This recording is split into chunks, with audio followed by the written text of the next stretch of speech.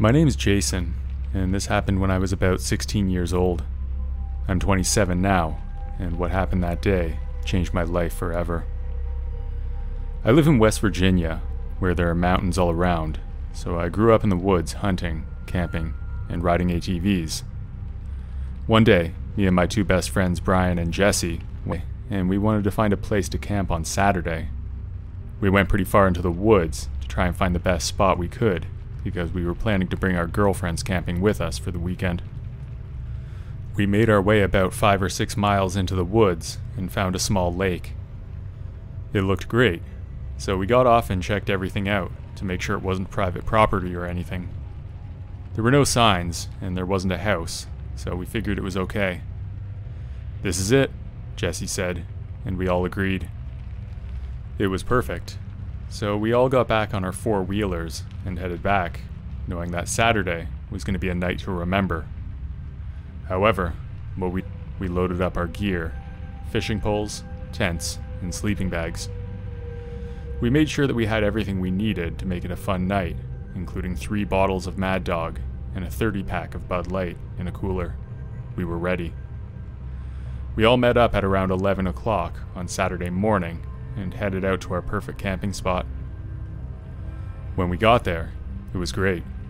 We set everything up, put up the tents, and gathered firewood. The girls loved it too, except Brian's girlfriend. Her name was Kat. She said that she felt uneasy, but didn't know why. We figured it was just because she had never been camping before. We went fishing, swimming, and had a few drinks, just doing everything that teenagers do. But Kat kept looking around and wouldn't join us at all.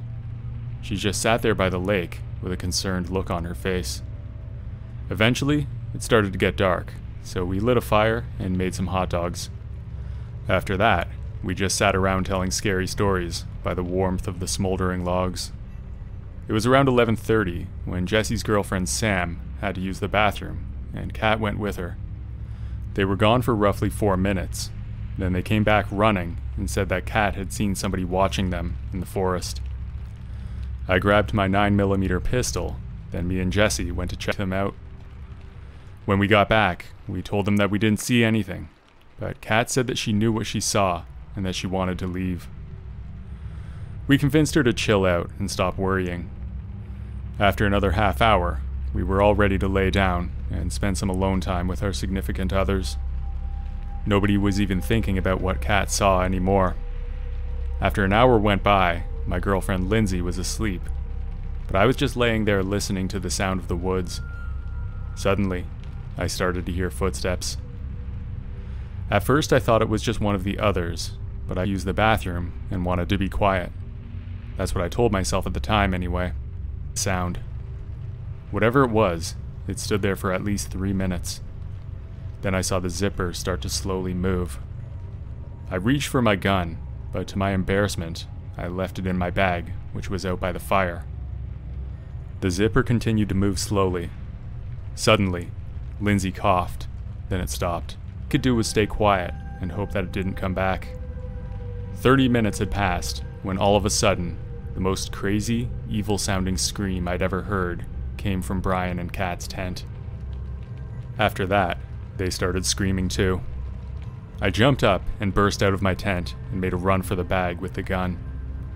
I grabbed the bag and shoved my hand in, then pulled out my handgun.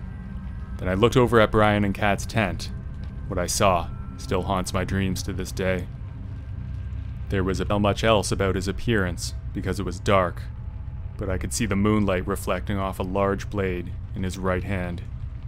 He had a knife, and he was ready to use it.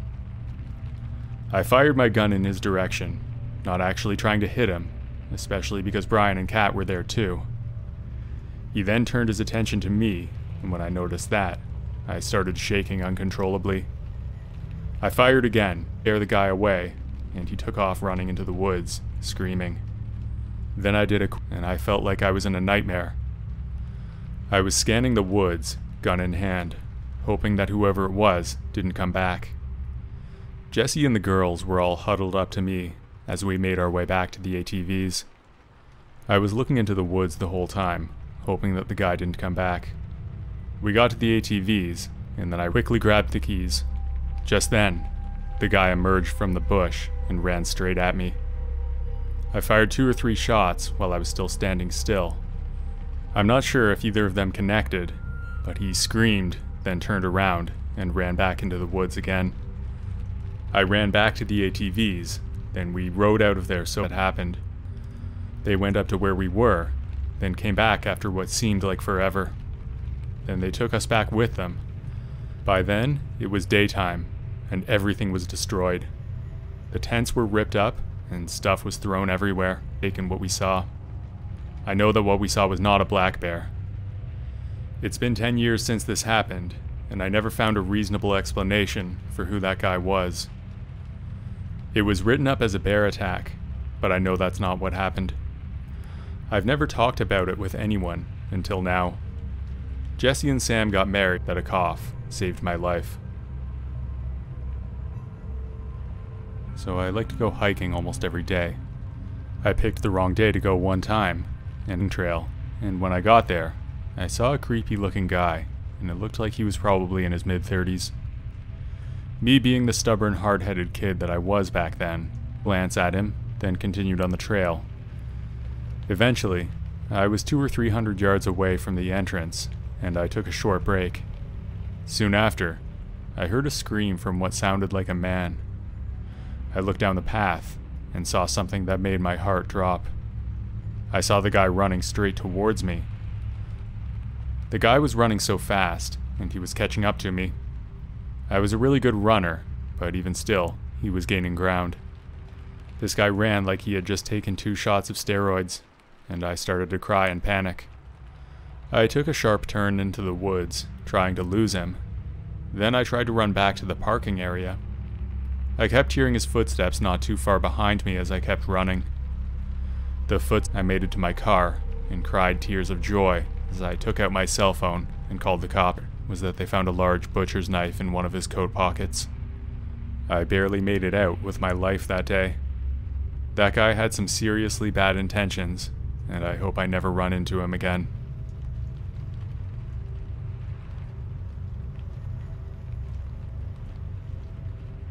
It started on a cold October day. I was walking around, and even though I was wearing my parka, I felt a tiny bit cold. My dad was pulling some stuff from his truck. We hiked about 3 miles with my 2 brothers, Joseph, who was my older brother, and Miles, who was young. Miles was 12, and he was still an annoying brat.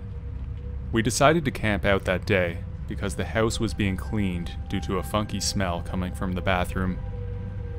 Dad said it would be done in about 3 days, so we decided to, and he was pretty cool. For a single father, he was really laid back. He didn't care what we did, as long as we got good grades and stayed in school.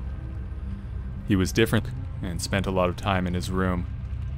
He would make frequent trips to the bathroom, with buckets of what I thought was vomit. Joseph noticed too, but shrugged it off as just a mood swing of sorts. As we set up camp for the night, we noticed that we had no signal. We tried to tell Dad, but he said that it was fine, because he kept his shock. Miles couldn't fall asleep, so we decided that the 3 of us should go for a walk. We weren't scared of the woods or the darkness, so we went deep into the trees until we reached a river. We stayed there for a while, just chucking stones into the water. We stood there, wondering what could have happened. We ran back to the campsite and quietly scanned the area. Our dad sat with his back against a chair, and he was sobbing. We watched as he cried. Within minutes, the entire area was surrounded by the police. Someone else must have heard the gunshots and called them, I thought. We looked in disbelief as the police handcuffed my father. We ran to him, and when he saw us, he cried even harder. 2 giant gunshot holes in the sides of the tents that my brother and I were using. Those were our tents. He tried to kill us. The police eventually took us into custody and explained the entire situation. Around 10 years earlier, my mom tried to leave him and get custody of us. No one knows why, but she was trying to get away from him. But what hit us hardest was the fact that she didn't leave. She was there the entire time. She didn't leave us like Dad said. She was underneath the bathroom. The dread in my father's eyes, the buckets of puke, the frequent visits to the bathroom. He killed her. He killed her and stuffed her in the bathroom for a whole decade. That still haunts me.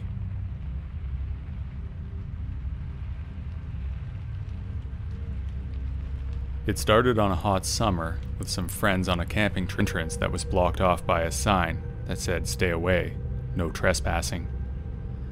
I pointed it out to my friends, knowing that they would want to check it out. Looking back, I know that was a mistake, and I should have kept my mouth shut.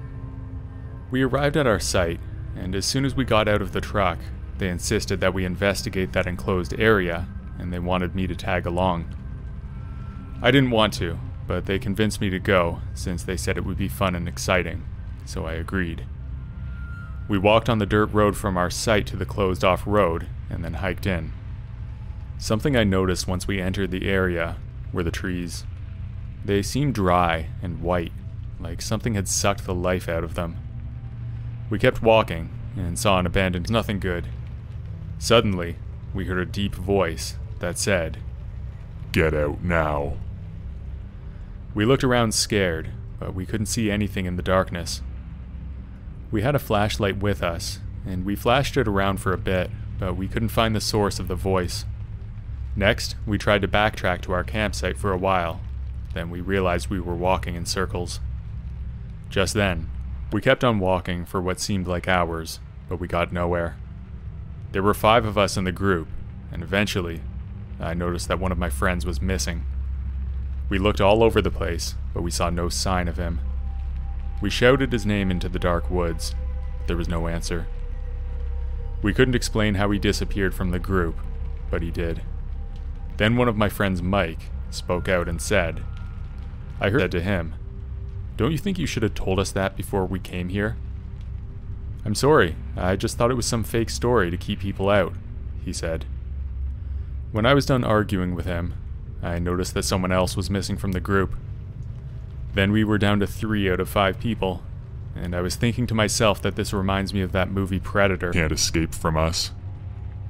Chills ran down my spine when I heard that, but I kept walking on the dirt road that we thought was the path. What else was there to do? Eventually, though, there was a dead end, and those dead trees were blocking the way. Those ugly, white, dried-up trees. We were trapped. I looked carefully at a tree, then I saw something move, and when I looked closely, it opened its eyes. There was something stalking us in the woods. I jumped and screamed when I saw that, then I asked the guys if they noticed it too, and they did. It was too dark to tell what the creature was, but it seemed to live in the trees. There was also no way to tell how many of them there were. All I knew was that we were being hunted, and there was nothing we could do about it. With no other options, the 3 of us decided to run. We ran with an intensity that I didn't know I had, and eventually, we passed the no trespassing sign that we saw on the way in. Not long after that, we made it to the truck. The 3 of us drove out that night and reported the incident to the police. Unfortunately, no trace of our lost friend. Please, if you ever come across an area that's marked "Do Not Enter," then don't enter. We made that mistake and paid a horrible price.